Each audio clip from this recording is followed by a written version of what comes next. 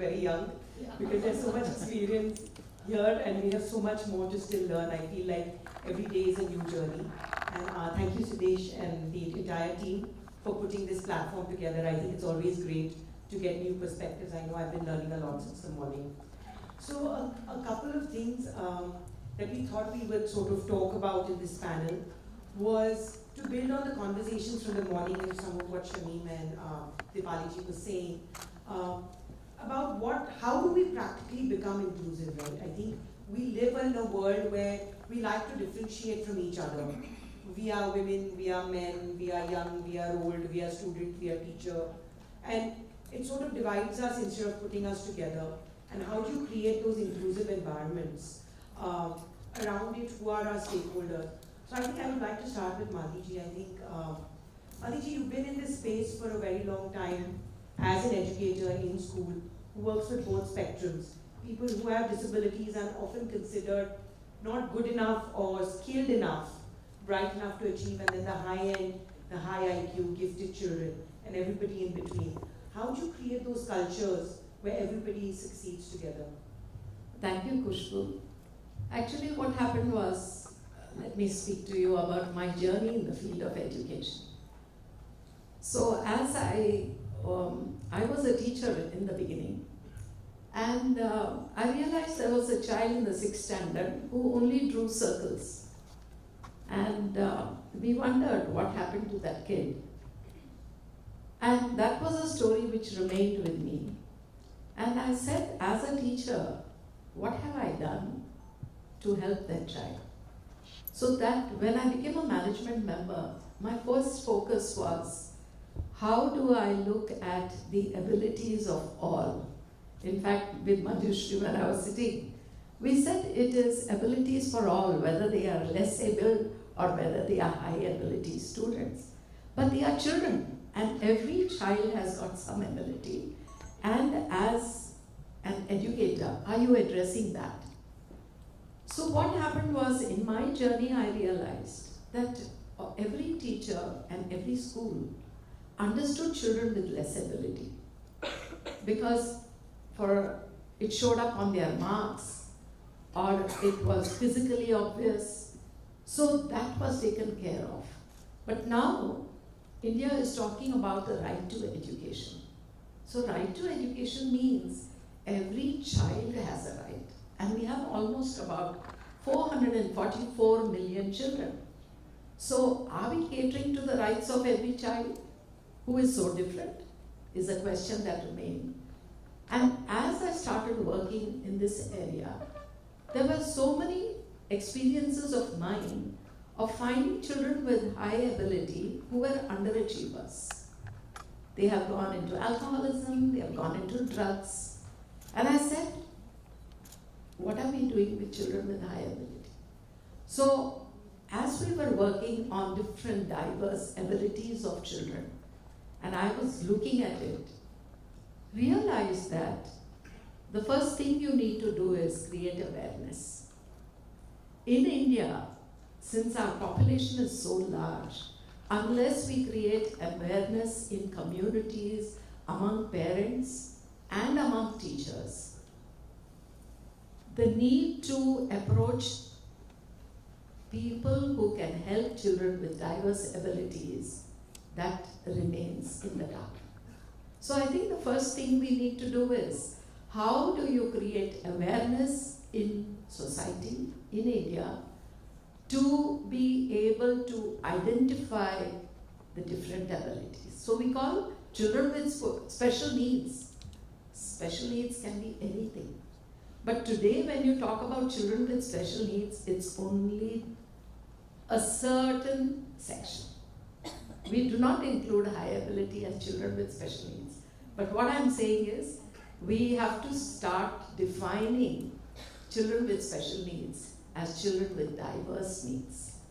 So that is my take. Thank you. I couldn't agree more. I have a daughter who's dyslexic, and when she was younger, something happened, and I said, Nitya, you're such a special child.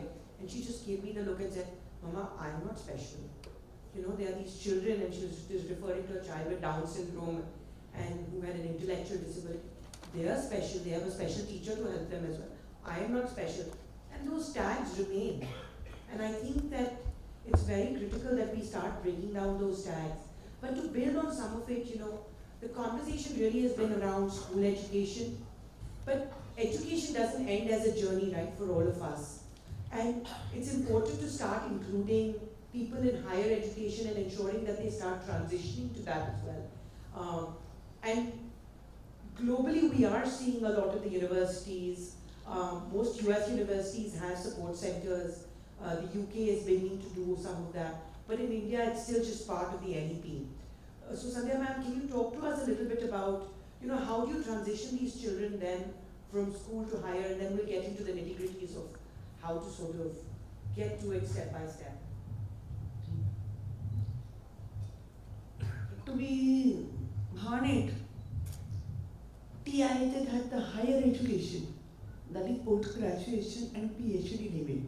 So when you talk about the transition from the school to college, that I don't have experience.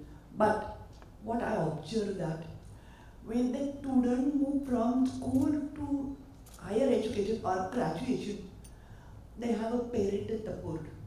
They are in their own town. But for post-graduation in TIIT, they have to move from their own town to Mumbai. And that becomes the major transition for them. It becomes very difficult. Then you are thrown out of the comfort zone. And you develop fear zone. So try to understand the psychological word. Comfort zone, fear zone, learning zone, and growth zone. So when students join TIIT, it becomes the fear zone. And it becomes difficult for us to pay attention to the student. To be honest, every year we have a student with disability in my classroom. This time I have 5 students with disability, with different disability. And I don't understand how I am going to pay attention in each one. Because I have also my own teaching responsibility, plus taking care of the student with disability. That's the major issue. One observation is that when students join TIIT, mental health issues occur. Everybody talked about inclusion. But for me, I feel, but I don't know about the other people, but I feel personally, how to translate policy of inclusive education into the practice. That becomes very difficult. Each student is unique and strategies are also different, and it is a challenging for me to convert into the inclusive practice, that one thing. Second is that everybody talks about inclusive education, but in the school, not in the higher education. Less attention has been paid in higher education. If you look, those who have a locomotor disability, those who have a vision impairment, they can go to the higher education. What about the other disability group? Hearing impairment, mild cerebral palsy, learning disability, autism spectrum disorder. They are not a part of the higher education, very late number. So maybe I will request all of you that pay attention to this group in childhood. Can I add one more? And second one, when you talk about the mental health issue, I mentioned very clearly that the student move from comfort zone to fear zone. Lack of acceptance of own disability. Student did not want to tell you that I have a disability. Visible disability is okay, but invisible disability, they don't want to accept the fact because they have fear of the stigma and discrimination. Second one, they are also getting pressure from their parents that nothing wrong with you, you are perfect child, high level disability, and that challenges me as a teacher. How to explain them to accept the disability, take the facilities available for them and move further. That becomes difficult for them. Third one, sometimes we also ask students to go to the counselor. But they don't want to go to the counselor because of the 2 reasons. They don't want to get a stigma, and second, they strongly feel that counselor is not disability friendly counselor. They don't understand what is the meaning of the disability. They don't know how to do counseling on the certain issue arises the a disability. That's the difference between these one. So this is the major issue. And then naturally, lot of pressure on me to do counseling. And I have to tell them, Baba, I'm a teacher, I'm not a counselor. I can't cope both responsibility.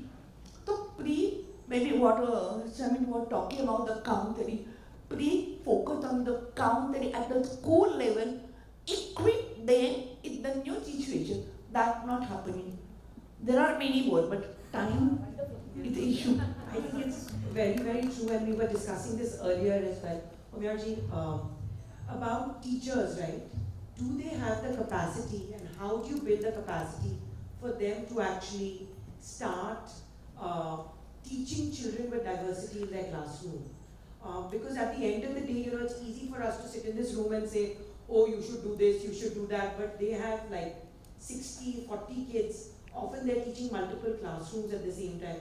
I often tell teachers that I admire you. I have 3 children who at the end of the day want to kill each other. And you are teaching 50, 60 kids in a day and still smiling and standing here, coming back to work. So how do you create, and I know you were talking about some strategies where what we do with children with disabilities helps all children. So if you can talk a little bit about that. Since morning we have been listening about people with disability. How many of you have disabilities? All of us. Then why we say children with disabilities? Why don't we say children? Every child has an ability, right? It's our inability to help that child. It's the systemic inability to include that child. There's some children who will be easily included, some children might need some additional accommodations. And probably that is the answer to your question before. What are those accommodations that we can create in our systems, which will obviously not include 100% of our children? We don't have that answer as yet today. That is my understanding, correct me if I'm wrong.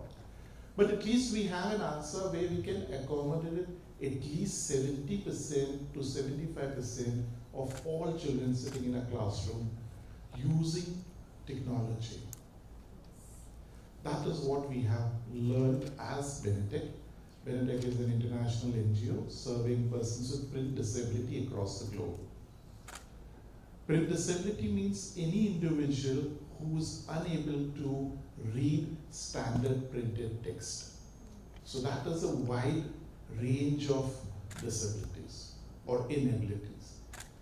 Visual impairment, obviously, but it also includes children with dyslexia, as Nupur was saying, children with cerebral palsy, as ma'am was saying, children with dexterity issues of the hand who cannot hold a page or turn a page of a book. Even he or she is a print disabled because printed word is difficult for that child to handle.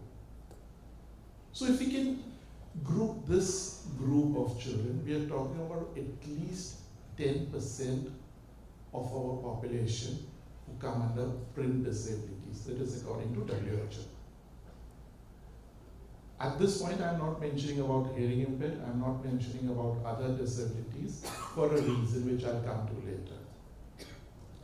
So how do you include the print disabled into your systems? And how do you facilitate your teachers to include these children into a mainstream classroom?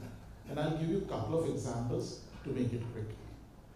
If a visually impaired child goes to a classroom in a mainstream school, only reading Braille, can he be included?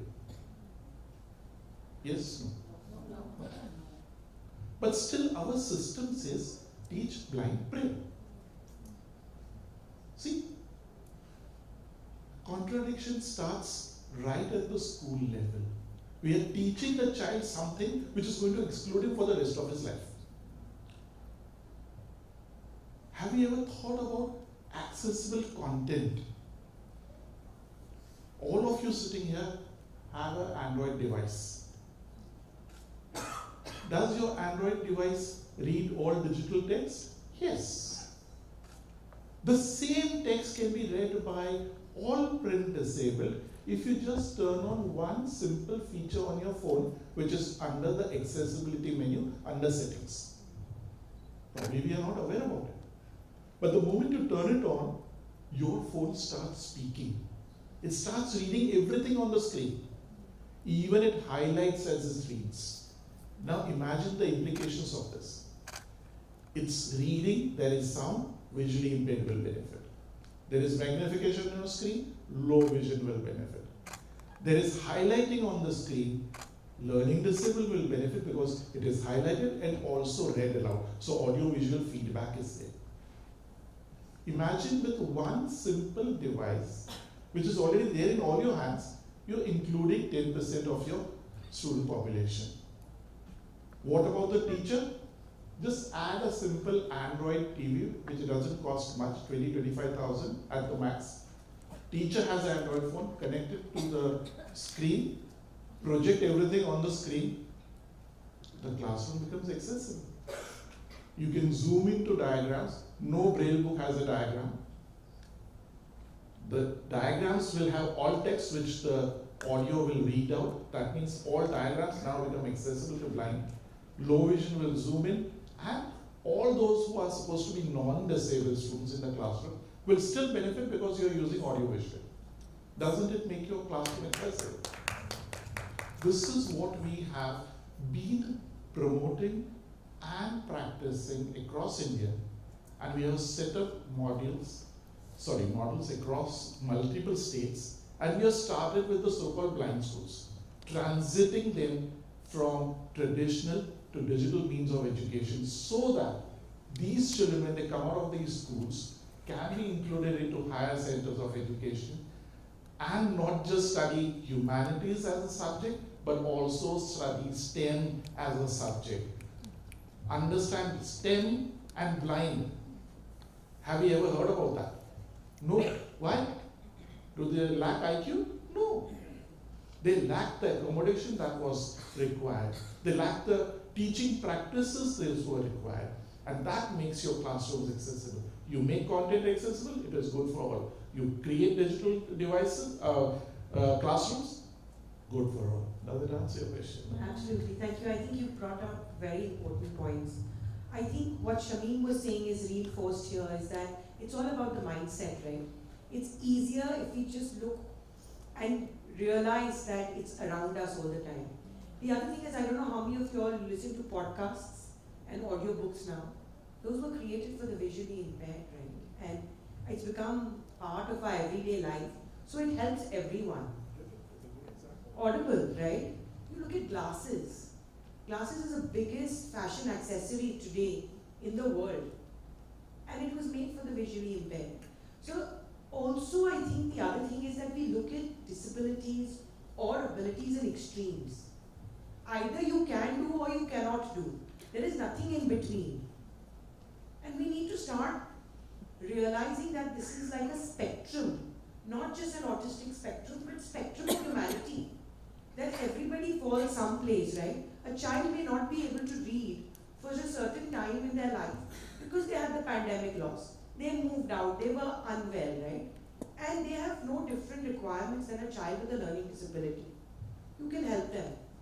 The other is this notion that ma'am was touching on a little bit is, how do you break that stigma and make everybody work together? I'm sure all of us in the room have the same motivation, but our journeys have been different, right? We've all played to our strengths, and that's why we are in this room today. So how do you enable those environments in the classroom, working with parents, maybe teachers, to get these children to work together and build on their strengths? This is a very ongoing project, because what happens is, whenever success in learning, it is normally equated to marks. So marks in India plays a very important role. And what happens is, a teacher feels very responsible if a child does not score marks. So right from that mindset, we need to work, because learning is all about the capacity of engaging a child to be wanting to learn.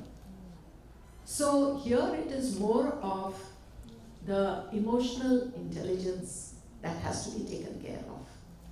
But normally what happens in a school system, the EQ is not paid so much attention. Academics and the intellectual quotient is what in India plays a very important role. So how a child feels, what do you need to do to help a child gain confidence is something which we have to do in schools to change the mindset of the child. Especially when she was sharing about the higher education space. Unless the environment around the child, whether it is the school environment or whether it is the home environment, is conducive to be enabling the child to want to study further, nothing will happen. So here what needs to be done is a lot of, like how Pratham spoke about, parenting programs. We need to have parent support groups which are very, very active to enable the child to gain confidence even at home, and you need the teacher community, continuous orientation of teacher community, saying that you can help this child. So these two people, and of course the community, have to be sort of taken care of a lot. So just one, say, beginning of the year orientation is not enough. Totally enabling the teacher to be understanding what is different abilities. Even, for instance, gender equality when we speak about. Normally what happens is, when it comes to mathematics, you feel that the boys will do better. Or suppose it is innovation, you think that the boys, because we have a tinkering lab also, and we think that the girls can't do much. But today, once this inclusion is spoken to them about abilities, we find more girls innovating so many things, interested in science. And the other day when I asked a girl who has innovated a machine that works on disposing plastic, I said, how did you get this idea? She said, we are two daughters, and at home, after dinner, my parents and my grandparents, we all sit together. So when she was talking about circle, I was thinking that these are the circles which needs to happen. And these are small examples that we need to communicate to parents. We need to communicate to teachers about what actually needs to be done to get out the abilities of children, whether it's a girl child or a male, or even different abilities. So in the primary school years, what needs to be emphasized more about is, I want to learn. That self-learning motivation has to be developed, and it's an EQ process. Absolutely, and I also think reinforcing that you can learn. It doesn't, nobody is on like... That you will not fail, and there is no stigma. Yeah. So that stigma is something which prevents, like how you said, fear. It brings about fear, and when it brings about fear, there is a block in the mind.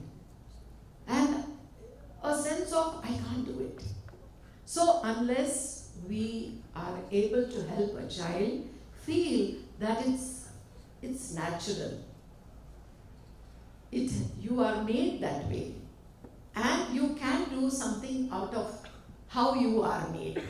So you can be high ability, you can be less ability, you can be different, but difference is accepted.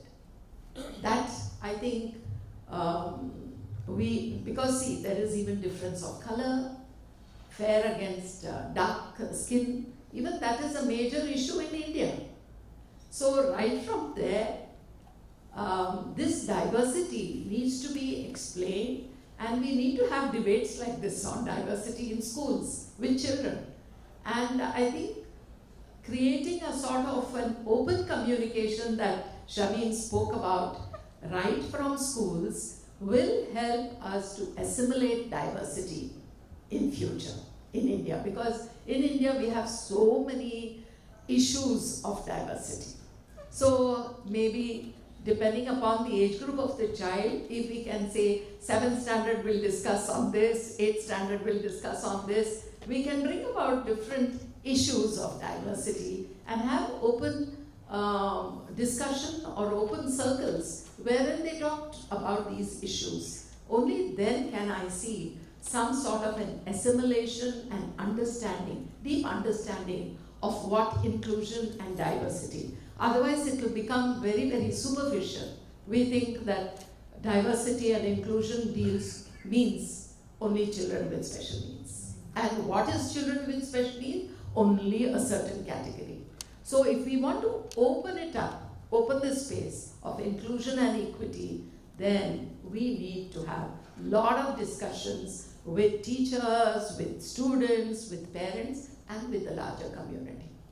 Absolutely. So there's a school in Delhi that put in a process where when you do project work in class, every child in the group must present. So, you always have what I generally call a bully, but we call leaders in a group, who say, you do this, Acha, you will not speak well, Acha, you don't know how to spell, so you stand in the background, I'll just put your name and we'll get it done.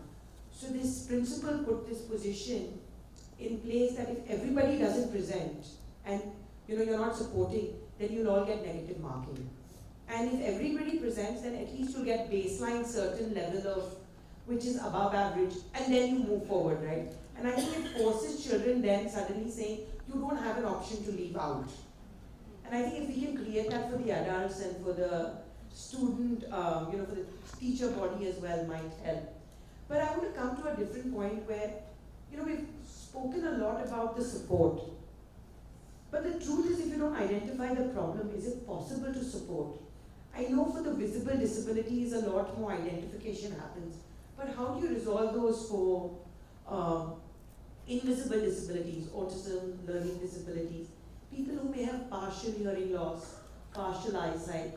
How do we enable our teachers in the school to identify this and not say that, oh, this is a dumb child or this is a duffer who's lazy? You're not being able to do it.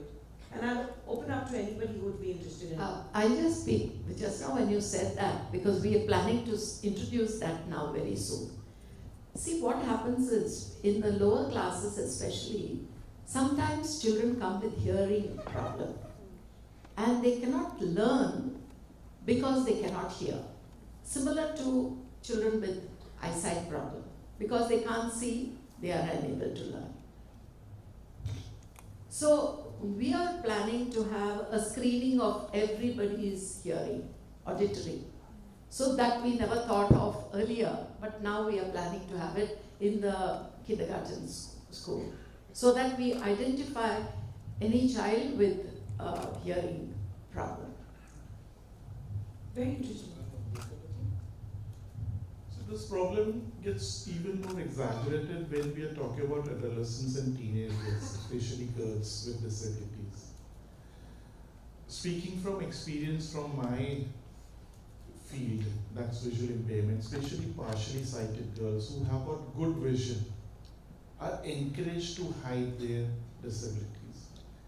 And that leads to so many problems, because half their energy is just spent on hiding their disability. Log kya bolenge, log kya sochenge. We as society need to encourage people to accept their disabilities. Once you accept it, it's done and dusted. I personally have gone through this. I had partial vision. I have retinitis pigmentosa. I lost it over a period of many years, slowly degenerating. And it was extremely difficult to accept your own vision loss in your own community, in your own circles where you have been born and brought up, because people saw you as something different. They don't know that your condition is degenerating. But there was nobody who was there to guide me and say, accept it. The moment you do that, everything falls in place. And that happened fortunately for me, because I had a chance to move away from my hometown, move into another town where nobody knew my disability, and suddenly I had that luxury of saying, I can't see. Just these 3 words, can you help me? Just flattened everything else, and my abilities came far ahead. People then started noticing my ability rather than my inability, because inability was clear. I told them, there's nothing to hide. These sort of communications need to happen with all sorts of disabilities, especially learning disabilities, especially hidden disabilities. Because unless parents are encouraged, because parents obviously in our society, we all understand girls, marriages, this, that, all these social angles. We are so dependent on log kya kahenge, right? And we don't want to give people a chance to express themselves. The moment you see somebody with a different way of performing, people will sort of, nahi, tum baith jao, main karta hu na. Need to get over that. Na? Absolutely. I couldn't agree more. If we have time, connect it to employability. Yeah. I was just going to get there. Where I was saying that in our education world, we live in this artificial world, right? Like where you have to write everything, you have to spell everything correctly. We have everything to be perfect, but when you go to the real world, you use technology, right? Like word spells for you. You can dictate things. You probably have an executive assistant at some point in your life who will help you out. You have a friend who you share your notes with. कि तू 50% कर ले, 25% तू कर ले, 25% तू कर ले, 50% भगवान देख लेगा. Like we've all gone through that, right? Like, but the truth is that we have so many enabling environments when we grew up as adults. That but it's too late by then. How do you create those skills, right? So these kids that don't drop out and they do continue believing in themselves to say, yes, I can be the next doctor, I can be the next coder, I can be the next teacher, even if I have a learning disability, even if I can't see, even if I can't hear. How do we as educators and in this space, starting from childhood, make the child believe that there is equity and possibility? We don't tell a typical child, you must do science, you can't be an artist. Yes, we do, but I think that is shifting a little bit. But, how do you create those opportunities for all these children? Yes, please go ahead. So the answer to this is, we as society have very little idea as to what people with mild and moderate disabilities can do. I'm not even going into severe. We don't even know about what mild and moderate disabilities can.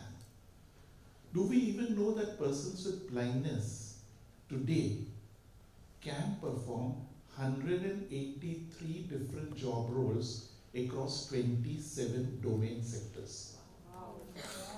Wow.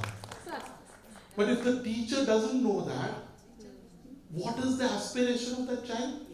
Government job, using a scribe. Isn't that the fact? And then what? What does that person do in that job? Because you don't have any skill to read, you don't have any skill to write. Because you're always dependent on a scribe. But if the teacher was sensitized, given those options to the children that, see, you can do this or this or this or this or this. There's so many role models. Show them these role models. Then these children will have aspirations. Second, which I believe in, which is extremely important, when we see a child with disability, we do not give any responsibility to that child. He's exempted. Finished. You can't do that. You leave it.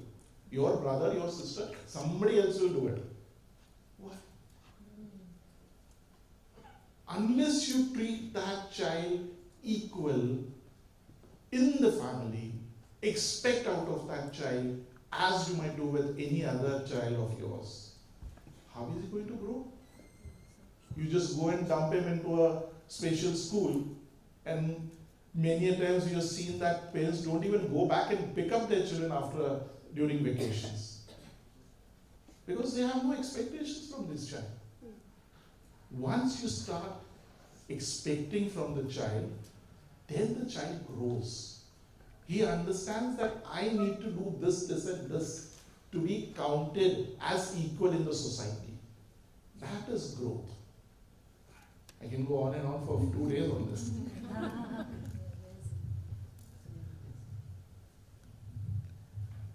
To be honest with you, the childhood is totally different from emergency adulthood. I'm talking about the emergency adulthood.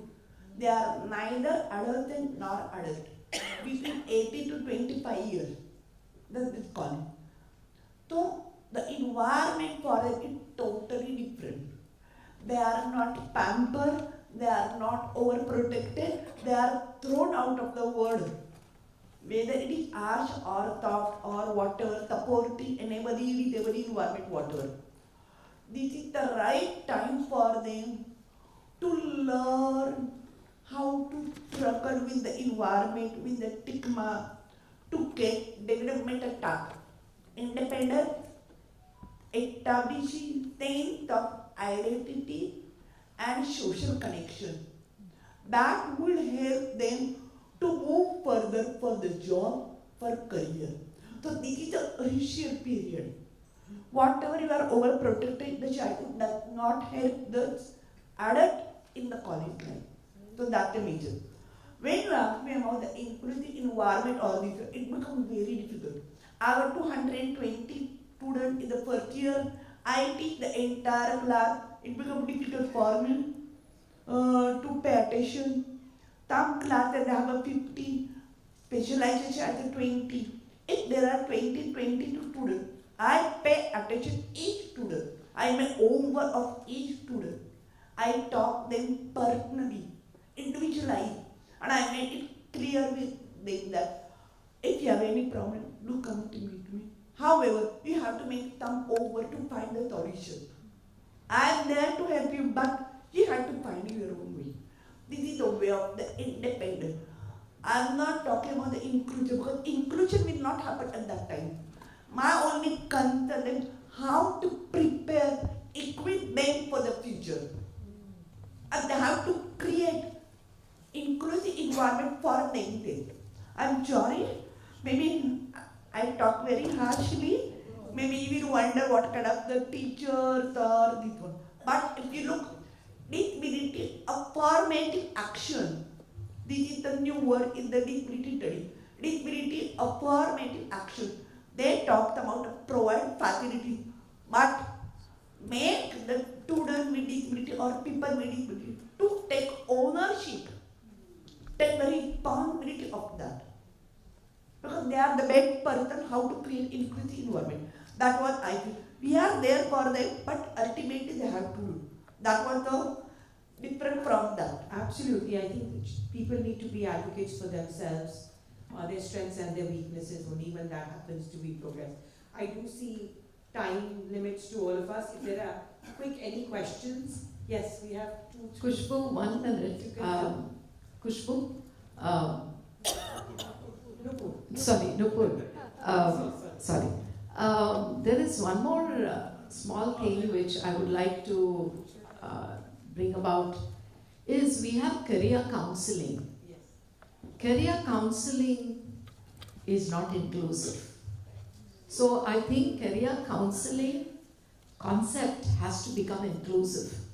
And unless we have career counseling which is inclusive, we cannot help children with different abilities. So I think career counseling is an area where we need to see how do we bring about this section of to include in our, to enable our students to be very, get into jobs and employment. Yeah.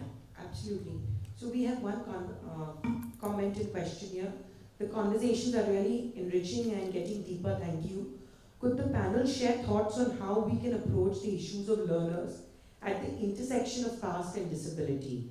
What is the effort needed to work with teachers' community mindsets? These are not obvious, but do play a role and become evident in residential schools like KGBVs.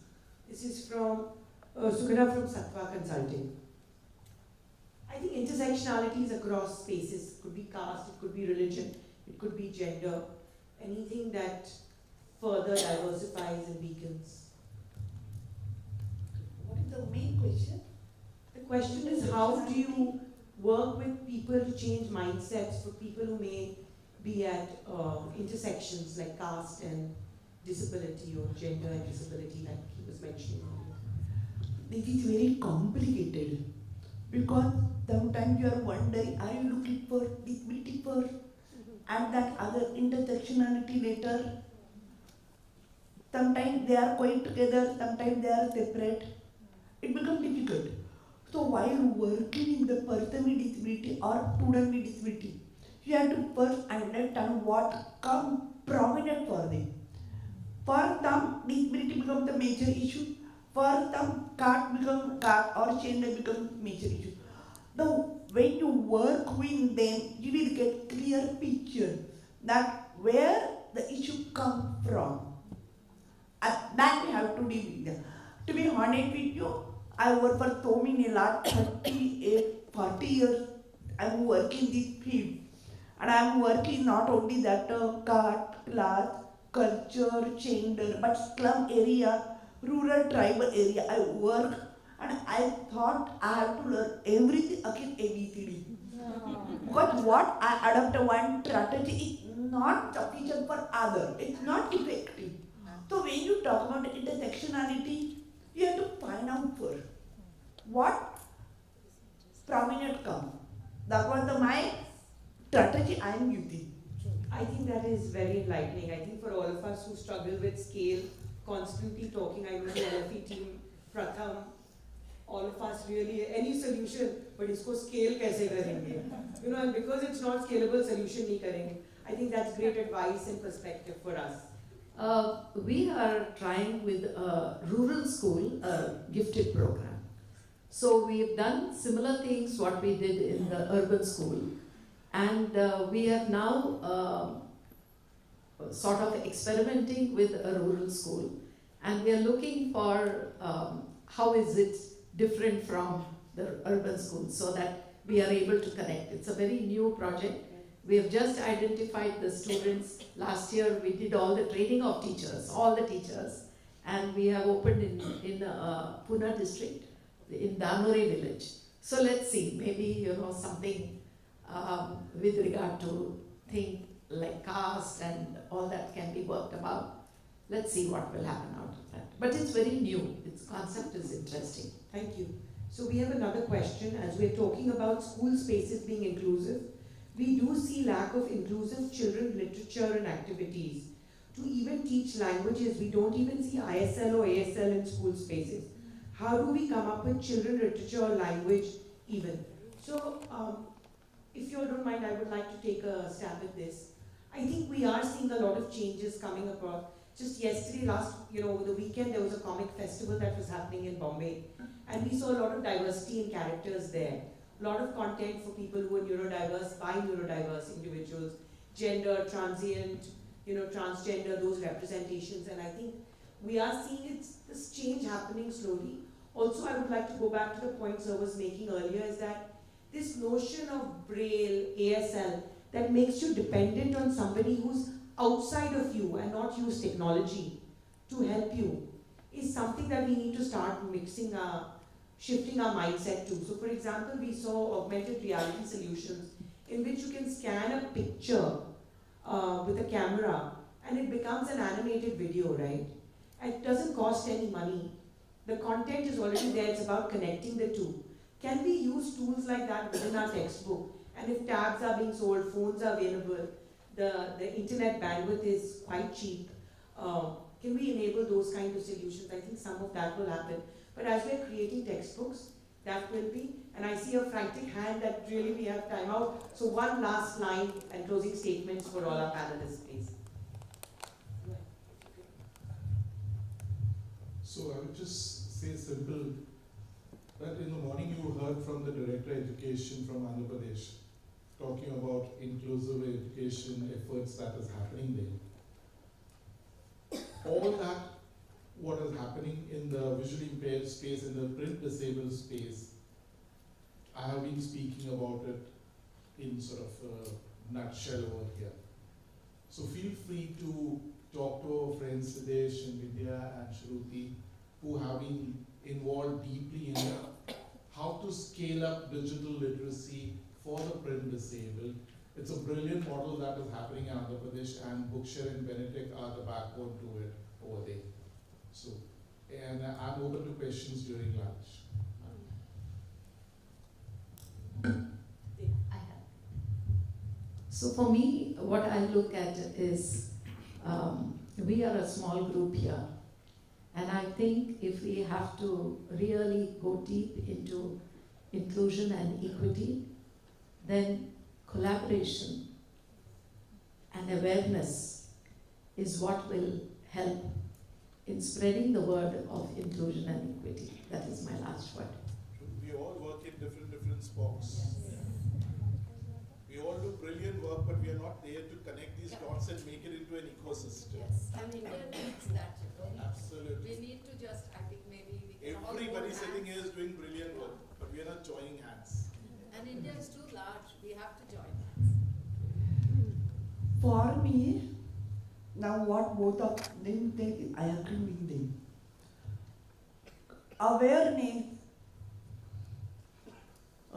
collaboration, and feeling to help. Because awareness and collaboration is not enough. You must have feeling to help. And that is the important. And therefore, lot of work we have to do with the community. How to make them comfortable while interacting with people with disability. Besides government. Government is also important. What we use the word join and. This is the teamwork. That's what I think. Thank you. Thank you so much, everyone.